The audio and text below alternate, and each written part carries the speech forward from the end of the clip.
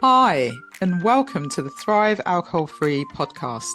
I'm Dupe Witherick, alcohol free wellbeing and transformational coach, and the best selling author of A Cocktail of Clarity, How to Ditch Drinking, Embody a Joyful New Identity, and Thrive Alcohol Free.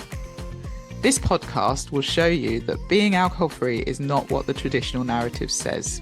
And even though alcohol is so ingrained in our society that it is okay to give yourself permission to stop drinking if you want to. And you do not have to wait until you hit rock bottom. It is certainly not boring, and I believe ditching drinking is just the start to living an extraordinary life. By getting rid of this one thing, it allows the doors to open to endless possibilities and opportunities. Each week, we will have guests on who are at various stages of the alcohol-free journey, from those who are curious to those who have been alcohol-free for years. We will also have experts on talking about different topics relating to alcohol and beyond. Through these conversations, you will discover what it means to thrive alcohol-free. Enjoy. Hi, and welcome to the latest episode of the Thrive Alcohol Free podcast. I'm so pleased you are here. And so I hope you've had a really good week. I have had quite a fun week, and we have finished alcohol-free August. So the last 3 days, the 29th, 30th and 31st, on the 29th, I talked about keeping going. And so if you've been following us on the Alcohol-Free August Challenge, then I hope you're still going. It's interesting because I think when people do this challenge, you could either get to the end and think, I'm going to go back now and just drink differently. I might try and moderate, or you might think, I want to keep going. And I do hope that you've chosen the latter. And I say that if you can get to 100 days alcohol free, then that's really when you truly see all the benefits. You start seeing so many opportunities and serendipities coming to you. And I believe that being alcohol free for 100 days, you then generally don't want to go back to it. But I'd love to hear what you've decided to do. So just to finish off on the Alcohol Free August Challenge, in case you want to go back and watch some of the videos, they're all there still for you to access. So you can start your Sober September if you haven't already, and follow along from the 31 days that I talked about. Obviously, that will then take you into October, but it doesn't matter. Just take a break if you think that life can be better in some way. So day 29, we talked about keeping going. And that was really saying, try and get to 90 days, 100 days. Day 30, it was all about reflection. It was thinking about where were you on day one and where are you now on day 30, the penultimate day of the Alcohol-Free August Challenge. And how do you feel? What are the benefits that you've seen? What have you journaled? Looking back at what you've been journaling throughout the month and reflecting on where you are, just to show how far you've come in 30 days. And then day 31 was all about celebration and celebrating the milestone that was 1 month alcohol free, and really taking time to acknowledge that, to feel proud of yourself and to maybe do something to celebrate, maybe buy yourself a little gift, or I hope you did something to just acknowledge that actually what you did was no mean feat. Not many people decide to do this, hence it being still such a massive thing in our society. And so the fact that you actually took the time, you made that decision, that conscious decision for yourself to take a 31-day break in August, which isn't an easy month to take a break, means that you did amazingly well. So I do hope you celebrated. And so that was the Alcohol-Free August Challenge. And I really hope that you found it helpful. If you'd like to continue on the journey and you'd like some guidance, there are a couple of options. I'd love you to either book a ditch drinking discovery call with me, or you can grab the Cocktail of Clarity online course, which really takes you through a lot of the things we talked about at the beginning, but then it really helps you keep going. And so if you want to keep going, then I would grab the Cocktail of Clarity online course, which you can do at your own pace, or you can book a call with me if you'd like some coaching. So I'll leave those links on in the show notes. And yeah, I can't wait to see you. I had quite a fun weekend. We went on a narrowboat for the weekend. It was last weekend before school starts again, and our daughter goes back to school. So we thought we'd do something fun. We did it with another family, and it was really quite amusing, quite a fun, quite hard work doing all the locks and on the canal. But it's such a different life down there. There's so many people that live on boats, and I think that's so amazing. And yeah, it was just lots of fun to go through. And it's quite a relaxing, well, it's not that relaxing, it's quite hard work, but it's quite a slow paced life. And you've got no signal for your phone. And so you actually really get to unwind. And then we had some drama on the Sunday where two boats had got caught in the lock and they were stuck together. And so trying to help them maneuver out was quite an interesting experience. Anyway, they eventually got free and we got to carry on. So that was my weekend. I hope you've had a good weekend. I hope you've had a really good summer. And now we hit September. And I think a lot of people in September really look at it with school starting. It's another new year. It's a time to really reflect on where you are and what you want to do for the school year, maybe, or what you want to do for the rest of the year. And so, if drinking and taking a break from alcohol has something to do with it, or if you're really thinking you want to understand yourself better and know where you're going, then I would recommend coaching. And I'd love to chat to you. So, feel free to reach out.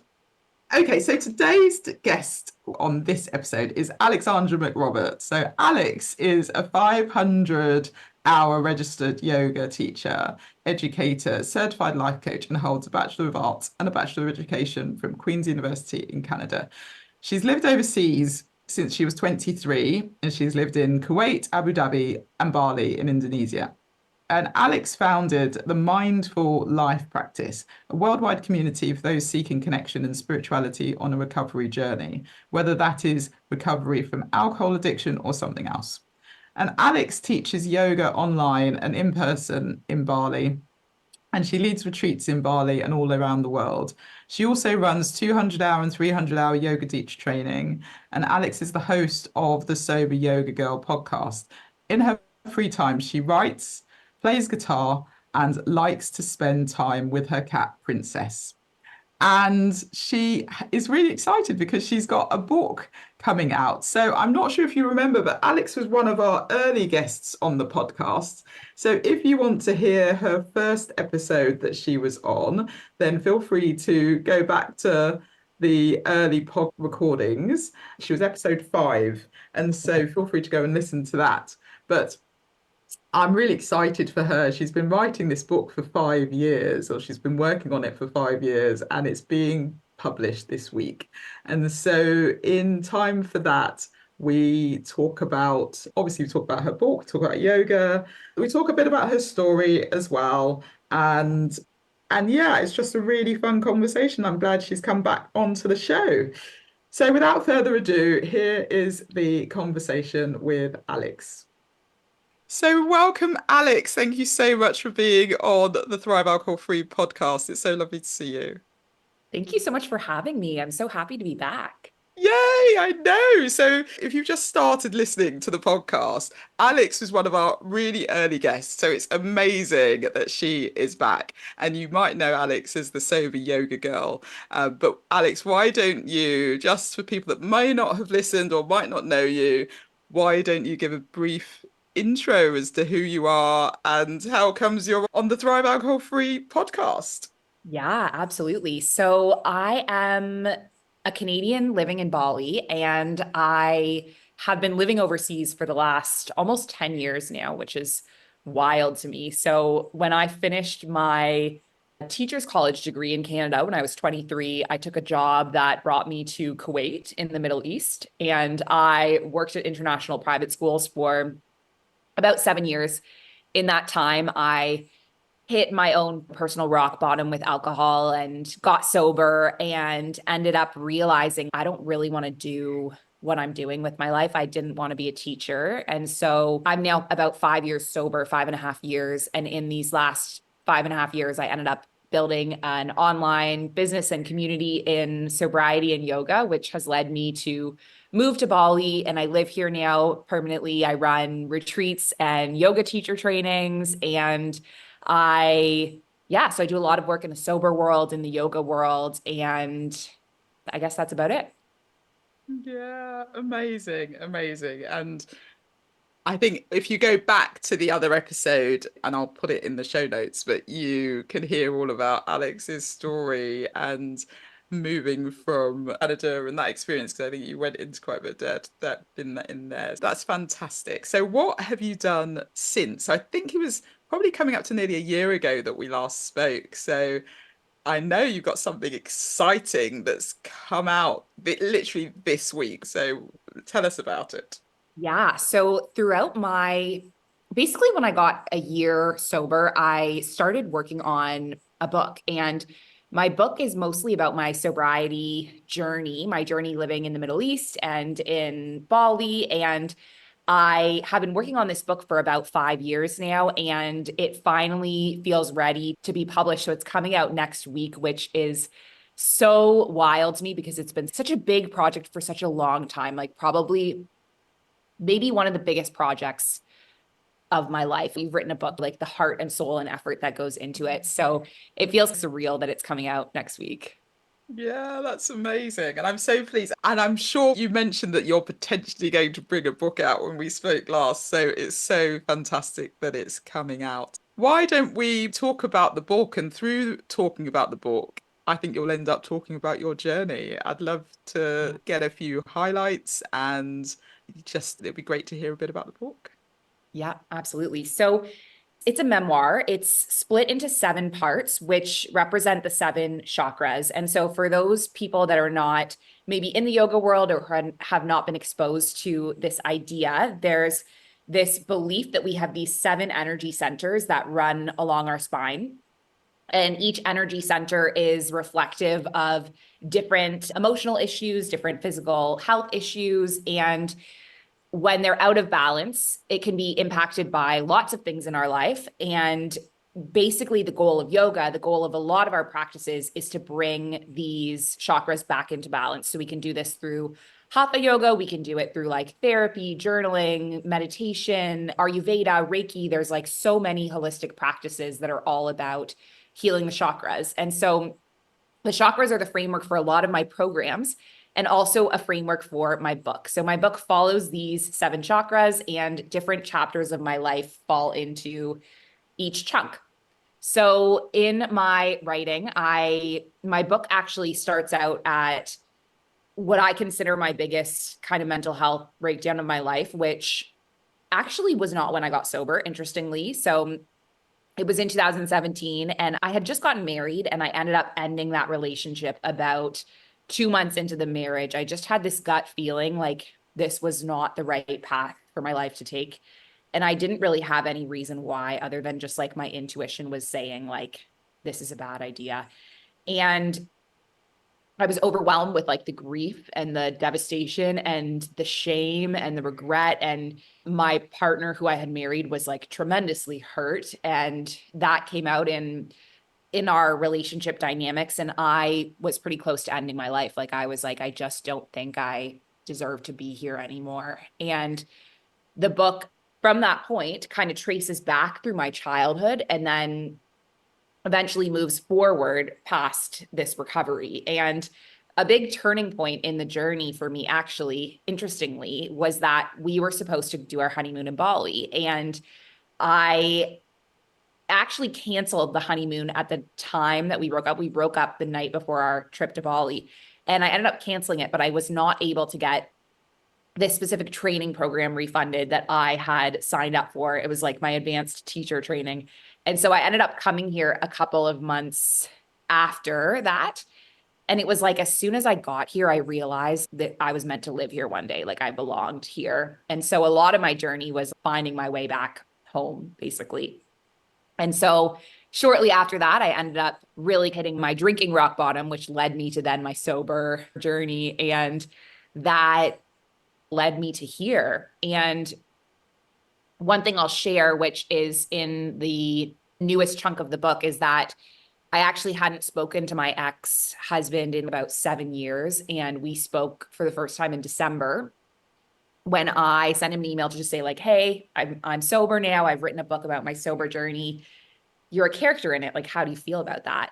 And he said, Alex, you're never going to believe this, but I'm also 5 years sober. And I also wrote a book about you. And with that whole perspective, we've actually like kind of built a little bit of an acquaintanceship, I would say. We're not friends, but like we have each other on Instagram. And I really feel like me and him almost came into each other's life in order to purposefully destroy them so that we were able to rebuild and come to this happier, healthier place for both of us. So in Eat, Pray, Love, Elizabeth Gilbert says that people think a soulmate is a perfect fit, but a soulmate is actually designed to break your heart open and create all this chaos in your life so that new light can get in. And when I read that, I was like, oh my God, like I feel like we were each other's soulmates after all. Wow. Yeah, that's amazing. And it's incredible that he's also stopped drinking. So did he tell you why he stopped drinking? Were there So similar reasons? we never really talked about it. So it's so funny because at the time when we were together, I didn't even think I had a problem. But I think of the two of us, I thought that my problem was definitely worse because I just drank all the time. I would drink every night of the week. I remember when he first moved in with me, I was trying to reduce how much I drank so much or hide it a little bit. And then as the relationship escalated, I was drinking all the time. But he was very good about not drinking except on weekends. And he had a spreadsheet where he would track the number of drinks he had in a week. And I remember thinking like, wow, this guy is so responsible that he has a spreadsheet. And the longer I'm in the sober world, the more I understand that people who have spreadsheets who track their drinking usually also have an issue. Like you don't meet people that are occasional drinkers who track it on a spreadsheet. No, no. And so I presume that he had really similar issues to me. We never talked about it, but if I had to guess, I bet he probably got sober on January 1st because he was that type of person, like a spreadsheet person, January 1st type of guy. So I'm guessing he's probably a couple months sober than me and maybe a few months before me because I got sober in April. And I think we both were just like in so much pain after the relationship ended and we already had issues. And then for both of us, that was just like what we turned to, obviously. Yeah. And so the book sounds amazing, and I'd encourage everyone to go and get a copy. What would you say was the highlight for you of writing a book? Because as you say, you wrote it over 4.5 years, and you started year one of being sober, you were saying. So how did that process work for you? What would you say were the highlights of going through that process? Yeah. So I would say when I first wrote it, I don't think I was aware of how much pain I was in and how much unresolved sadness and grief and resentment and issues there were in my past. And I also don't think I had a clear narrative for what my story was. There were so many things that were very confusing to me and still, I mean, not still are, but there were things that I just didn't understand. Like, why did that happen? Why did I make that choice? How did I end up here? And I think when you write your story and then you go through the editing process, so it's not only writing it, but it's rereading, editing, explaining. I had three editors and I had to explain to them certain things because they were like, I don't understand why you did that or why this happened or why whatever. And for me to really get to the root of like, why did I do that? What was really going on with me in that moment that I made that choice? And I don't think I had any, like I had done therapy, but this was another level. I did not do the 12-step program, but I'm aware that this relates to a few aspects of the 12-step program, one of which is step 4 is to make an inventory. So you make an inventory of all your resentments and all the things, basically like kind of writing your story. And step 9 is to make amends. And that was what happened next. So there were a number of people that I had some resentments towards that I ended up going to and resolving and processing. There's some that I was not able to personally resolve by speaking to someone, but I was able to resolve within myself. And so it was a profound healing journey that went well beyond what I ever anticipated when I started it. Hmm. Yeah, and it's amazing. Forgiveness is such a key part, isn't it? Forgiving Yeah. yourself, and I know you put that in under the heart chakra. Yeah. And I wonder, a lot of people when they stop drinking as well, because you then start remembering and reliving some of the things that you did when you were drinking, and you're full of that guilt and shame and regret, and we're doubly hard on ourselves. Obviously, you've healed yourself a lot through yoga, but what were the other tools that helped you to forgive and to really step back that you mentioned in your book? I really think yoga and meditation and this whole process was the biggest piece of it for me. And I mean, another piece was probably the book writing. I don't know. I'm not sure what else was really so helpful. It was just like reframing, reflecting, writing. And then I think also a big part of it, when I look back on some of the aspects of my life, I look back on my time spent in Kuwait, and I've seen it written before online where people say, like, you can't heal in the environment that made you sick. And that's one of the biggest things I see in this place. I needed to remove myself from that apartment, that country, that job, that everything that was making me so unwell before I was even able to begin to start to process what had happened and make sense of it and move forward. And so I look at that a little bit. At my time in Abu Dhabi, I was very lucky when I got sober there, in that I was in a pretty safe and supported place. And so I was able to stay there through my sobriety journey, but definitely could have not healed in that first environment I was in. And so I think a big aspect of it too is figuring out, like, is this place that I'm going to support me as I make these life changes? And sometimes the answer is no, whether it's the partner you're with or the job you're in or the place you live. And I think being able to make those shifts so that you can thrive. Yeah, absolutely. And how would you say that shaped you to where you are now? And obviously, launching a book is a massive deal and it's very vulnerable as well. But Yeah. how do you think your journey, and obviously living abroad for 10 years and experiencing different cultures and lifestyles and everything, and obviously going through everything you've gone through, how do you think that's all come together to shape you to where you are now? Yeah. Gosh, when I moved overseas, I never thought that I would end up staying for 10 years. And I think it speaks to, I don't know, as much as my time in Kuwait was so challenging for me, I also fell in love with so many aspects of being overseas. And probably a big part of it is the diverse people I met and the different opinions and perspectives and lifestyles that I was exposed to. There's some things I write about in the book. There's three characters in the book who are my favorite characters in the book. And there's Ragu, like the pasta sauce, and he was my taxi driver in Kuwait. And the thing about Kuwait is that at the time I lived there, it could be different now, but there was no taxi app or Uber app or whatever. So you had to personally know a driver who could literally take you from point A to B, and you would text him and he would show up at your house. And so this is Ragu for me.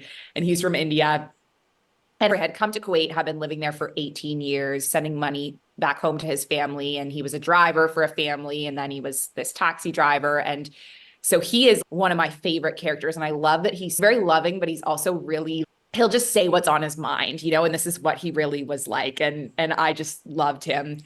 And then there's another character, Lottie. She's from Ethiopia, and she came in and was the cleaner at my house. And she was like working in the apartment building. And I remember this was something where I felt like, oh my gosh, I'm 23, I'm single. Do I really need a cleaner? But seems to be what everyone's doing here. So I'm just going to do it and hire this woman. And I describe her as like this angel on earth. Like, she has this big smile. And we had this moment where I said to her, her life had been very hard, which I talk about in the book. And I said to her, how are you so happy when you've been through so much pain? And she said, like, sugar, the world is a really sad place, and you just have to decide, am I going to add more sadness to the world, or am I going to add happiness, basically? And then my third favorite character, they all came into my life at this same period of time. My third favorite character is Atif, which means the kind one in Arabic. And he's like this 70-year-old Palestinian man who hires me to teach him private yoga classes in his villa on the beach. And he's very, very wealthy. So different than these two, but becomes like a father for me.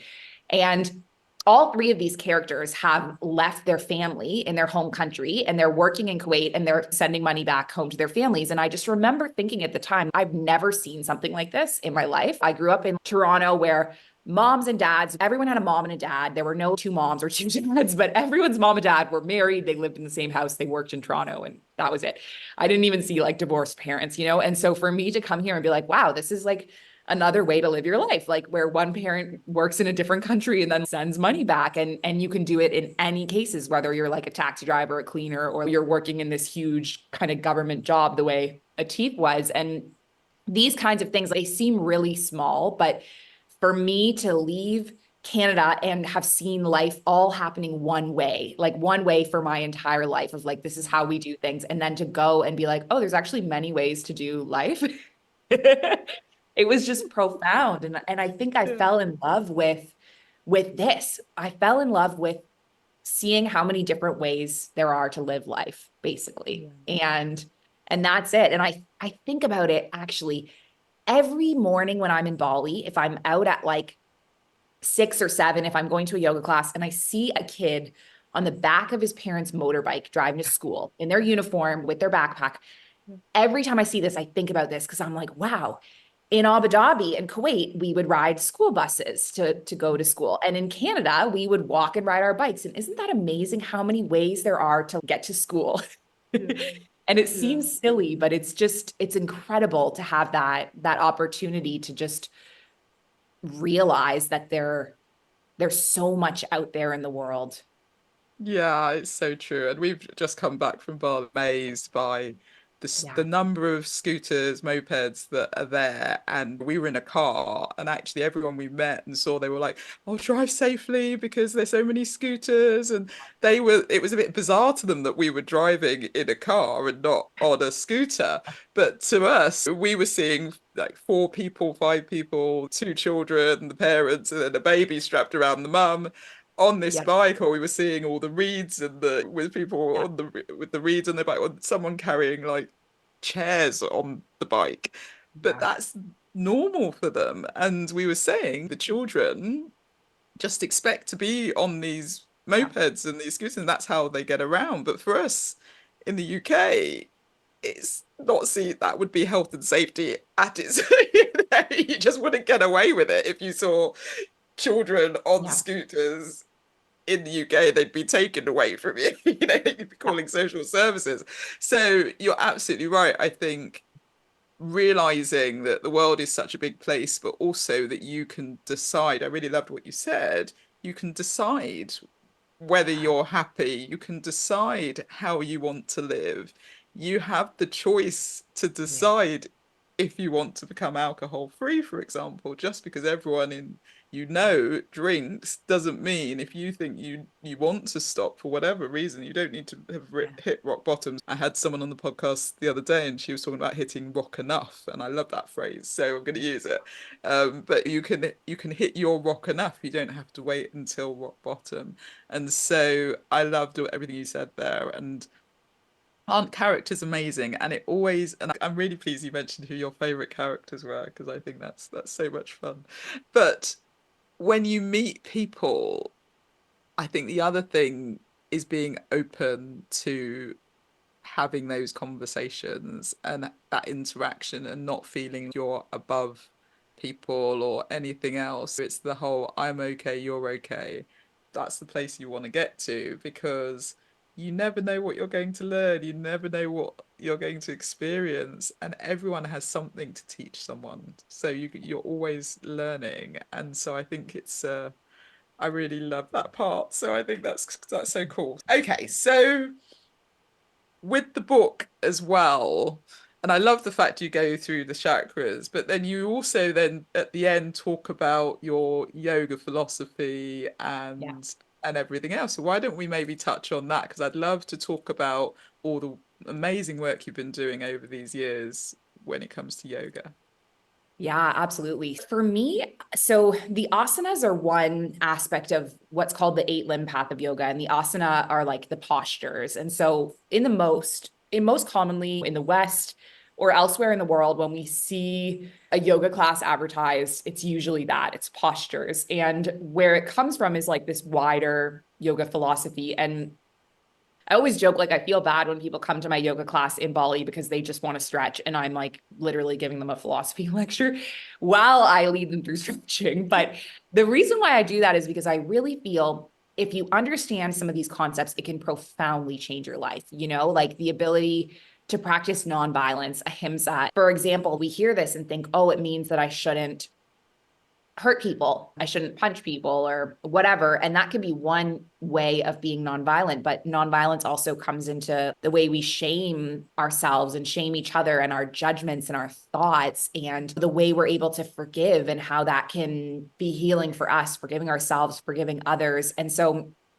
when you start to explore these practices, it can just make a profound impact on your whole life. And so I've gotten really, really into it. I was always very interested in it, but I think I thought the interest wasn't there for other people. I didn't realize how many people were actually interested in it. And I've been studying and leading teacher trainings now for probably about 4 years. And I do online training in the Yoga Sutras, which is like the main, there's quite a few philosophy texts, but this is like the big one. There's 196 sutras. And this has become my kind of like my life's passion. And so I meet a teacher from India twice a week and we study and review and go over. And then I also teach this class online. And I think I have 3 groups going of it right now. And it's like a full year program. Every week we're talking about 4 sutras. I have activities.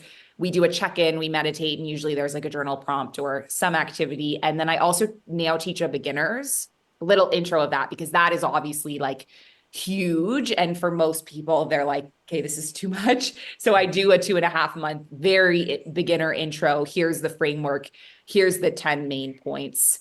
And yeah, I love it so much. And this fall, actually, I'm doing my very first advanced teacher training here in Bali. So I've run regular yoga teacher trainings, like the foundational one for many years. And the advanced is for people that did their foundational training, have taught for at least maybe or so a year. And so this is where we really go into the philosophy, the meditation, the breath work, all of this stuff. And so I'm really looking forward to that. So yeah, that has become my life's work.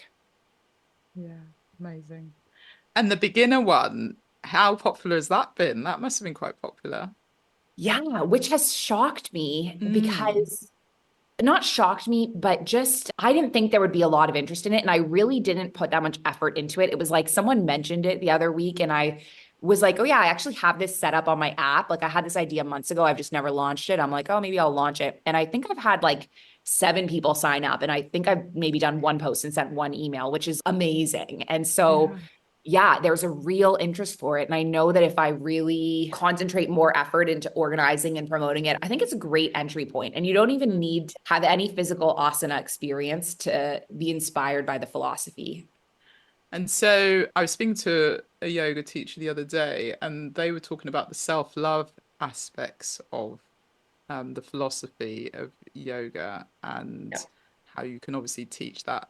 You've obviously talked about the non-violence piece, but do you want to maybe touch on the self-love piece? Because I think that's really Yeah. important for everyone on their alcohol-free journey. Yeah. So I'm guessing I think the self-love practices would probably fall under that practice ahimsa. And ahimsa falls into the 5 yama, and the 5 yama, I mean, we have the yama and the niyama. This is the framework that my beginner course is based on. But I'm thinking about some of the practices in the niyama are basically about how we take care of ourselves. So we have saucha, which is cleanliness. And the cleanliness practices can be like the cleanliness of our space, the cleanliness of our body, the cleanliness of our thoughts. We have samtosha, which is the practice of contentment. So trying to find contentment wherever we are. We have tapas. Tapas is discipline. So this is basically putting in the work, doing the follow through and showing up when you say you're going to show up. And so this can apply to sobriety, right? And saying, I'm going to be sober for 30 days and then actually doing it, like actually doing what you say you're going to. And it's the same for yoga, right? I'm going to practice every day this week. It's like actually doing that. That's tapas. And then we have svadhyaya and ishvara pranidhana. So svadhyaya is our self-reflection. So I say to my students, anything that causes you to reflect on yourself is svadhyaya. So doing a podcast interview, this is svadhyaya because you're hearing my story, you're integrating, you're having like aha moments. So that's svadhyaya. Writing a book is svadhyaya. Going to therapy, being part of any group circle, anything that gives you an opportunity to reflect. And then Ishvara Pranidhana is the last niyama, the one that I avoided for the longest time, because it basically says that you need to have a faith. You need to have some kind of spiritual faith. And I avoided it because I was raised without any religion in my childhood. And I know that there's people who have felt alienated by their religion, and it just felt a questionable subject. So I avoided it for a long time.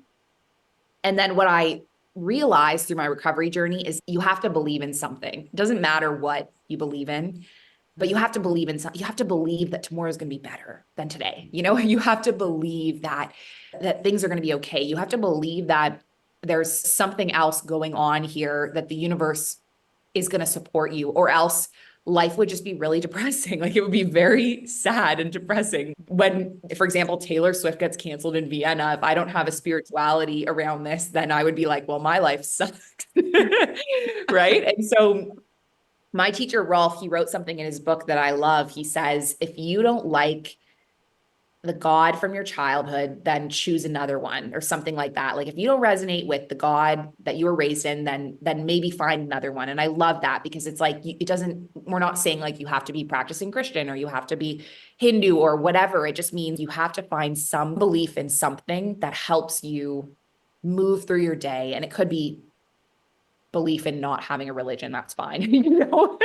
But I avoided it for a long time because I didn't want to alienate people. I didn't want people to think like, oh, this is a religious practice, because it's really not. And then the longer I got into the journey, the more I saw there has to be some kind of spirit in our lives. Yeah, something bigger than us. Yeah, I love that. So the five were cleanliness, and I think that's Yeah. really important. Your space is so important. You can't do anything if you're not in the right space. For you writing a book, you had to be in a certain space. You had to have a fairly clear mind, because they do say clutter is obviously affects the clarity of your mind as well. Yeah. So space is amazing, the cleanliness of space. And then you talked about contentment, and again, I think we get so caught up in the world, don't we, that we think that contentment is a specific way. And again, we go back to, you've got Yeah. lots of ways to live your life, and contentment is completely subjective. Discipline, fantastic. Again, it's setting boundaries, showing up, but it's following through. But that's what Yeah. really builds self-esteem, isn't it? When you say you're gonna do something, you actually do it. That's what then brings your confidence and everything else. So, and So then true. self-reflection, being able to just take a step back and think about why, who, what, where am I going?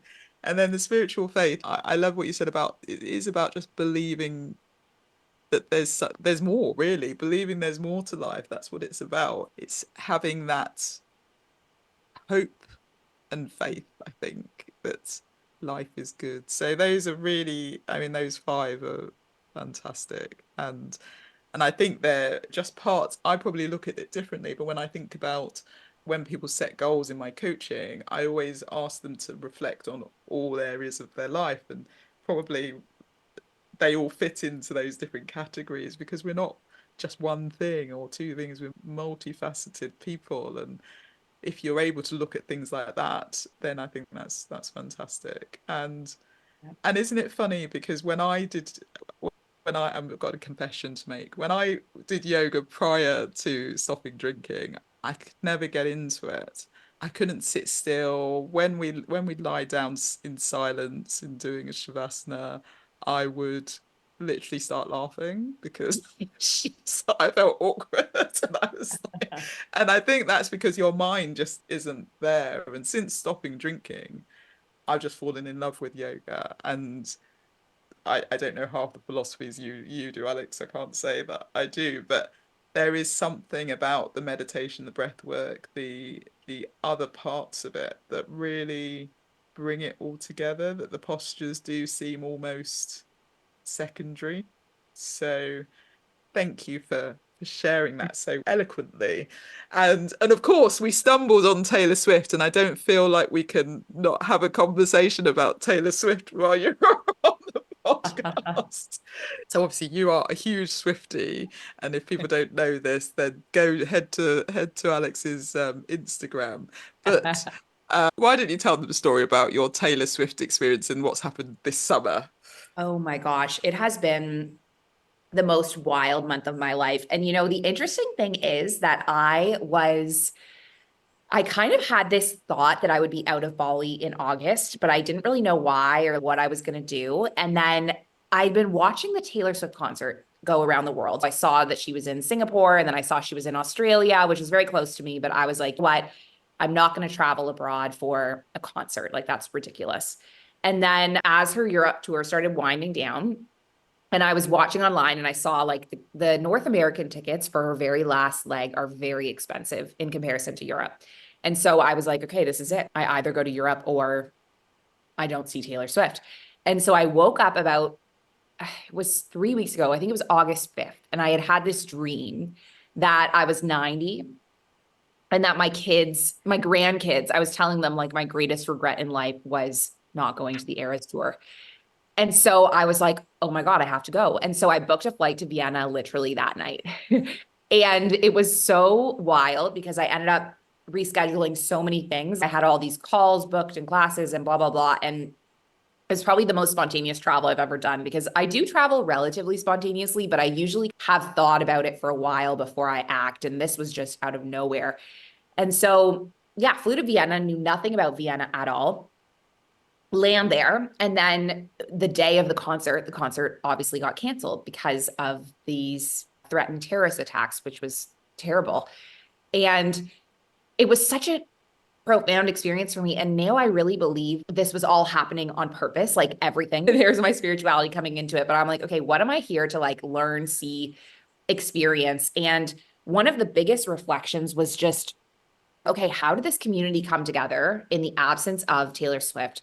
What are the values of this community? What are the practices that make it so strong that we don't even need the person who's brought us together for this to still go on? And that was a huge learning for me as a community leader. And then watching the way people held space for each other. This is a big theme in the Yoga Sutras. It's called dukkha, which means suffering essentially. And what the sutra says is suffering in life is unavoidable. And it's just learning to sit with people's suffering and see it and not avoid it and try not to add suffering to the world. And so even though I was in this place of, I'm okay, I'm good, there were a lot of people that were grieving the concert being canceled and just being able to be there for that and support them.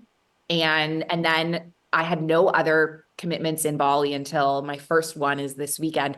So I was like, well, I'm already in Europe, so I'm just going to go to London now because that was her next stop. So then I flew to London, and that was amazing because I have so many friends in London from, I used to be part of One Year No Beer, and that's London based, and then the sober community. And so I ended up throwing an event, like a yoga class in London. It was incredible. And lots of my old students came, people from Instagram came, and yeah. And so I do feel the universe was leading me to all those places for a reason. Yeah, amazing. And you did see Taylor Swift. I did. I saw her in London. Yeah. And how was it? Was it It was worth it? You've got stories now for your grandchildren? I do. Someone emailed me saying, I hope you're living a story worth boring your grandchildren with. And I just thought it was so funny. I was like, I absolutely am. And I feel like it's going to be one of those stories. I thought of how my granny had these stories that I was like, there's no way that ever happened. Like she would say she rode a boat over to Europe and then went luging with the French Olympic team. I'm like, that did not happen. And I feel like this story, my grand's gonna be like, that didn't happen. I'll be like, yeah, I flew to Vienna and then there was a terrorist attack, and then I flew to London, and then I had this yoga event. And Yeah, you saw her the night Ed Sheeran was there as well, so added bonus. I did. Yeah. And you were there the night after me. Was there any like Yeah. special There were surprise? no special Oh no. surprises, no special guests. I mean, luckily I'd seen Ed Sheeran. I'd taken my niece to see Ed Okay. a few years ago, and so I didn't feel like I missed out too much. And I think my daughter probably would have quite liked to see him, but Yeah, she enjoyed Taylor. I think that was enough. that's beautiful. Fantastic. Okay, so Anything else you want to share before we get to the question? I'm going to ask you again as well, because you might have a slightly different answer to the last time, but anything else you want to share before we wind up?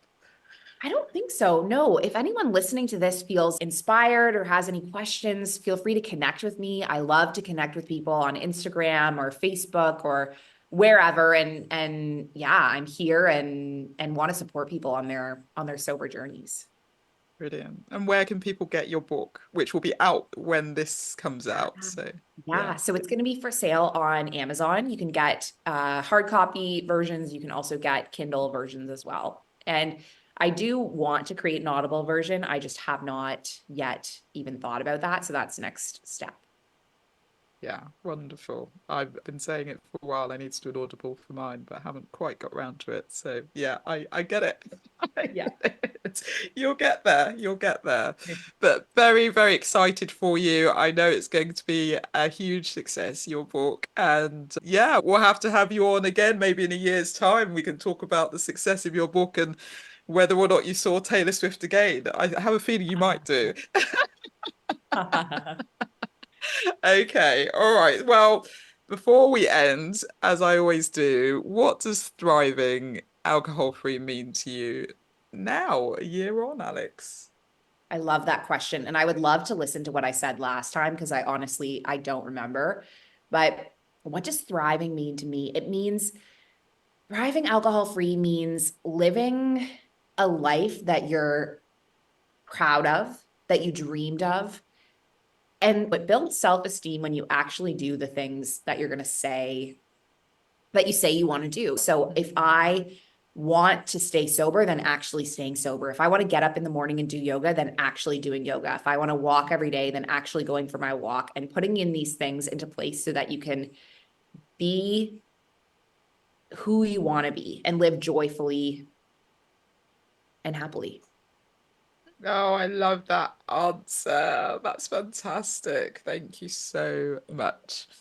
Be who you want to be and live joyfully and happily. I think that is fantastic. And that is certainly thriving alcohol-free to me as well. Well, thank you, Alex. And so to get in touch with you, why don't you just give a few of your handles so people can get in touch? Yeah. So the best is Alex McRobs on Instagram. I also have a sober yoga girl podcast account. And there is a mindful life practice account as well on Instagram. And then we have a sober girls yoga Facebook group. If you want to join our community and you're a Facebook person, hop in the group. There's a lot of posts and community connection there. Well, thank you again for coming back again and for being such a fabulous guest. And I wish you all the best with your book and with your yoga training and with everything that you do. I think you're amazing. So it's been really lovely having you on. Amazing. Thank you so much for having me. Not at all. Take care. Well, thank you, Alex. It's always great to talk to you. You're definitely a friend of the Thrive Alcohol Free podcast, and I can't wait to see what happens with your book. I'm so excited for you. And I loved what she said about thriving alcohol free and what it means to her.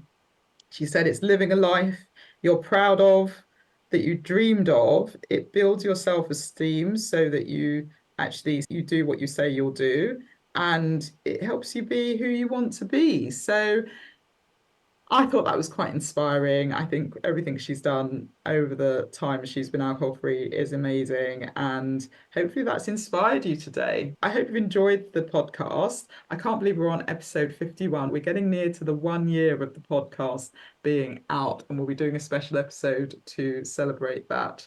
But thank you for listening. And if you have enjoyed the podcast, I'd love you to leave a review because it helps other people find it. And I'd love to connect with you as well. So feel free to DM me if you have any suggestions, if you want to hear anything specific on the podcast, then I'd love to hear from you. All right, well, have the most wonderful week, and I will see you on the next episode. Take care. Thank you so much for listening to the Thrive Alcohol Free podcast. If you enjoyed the episode, please subscribe so you get alerted every time I drop a new episode.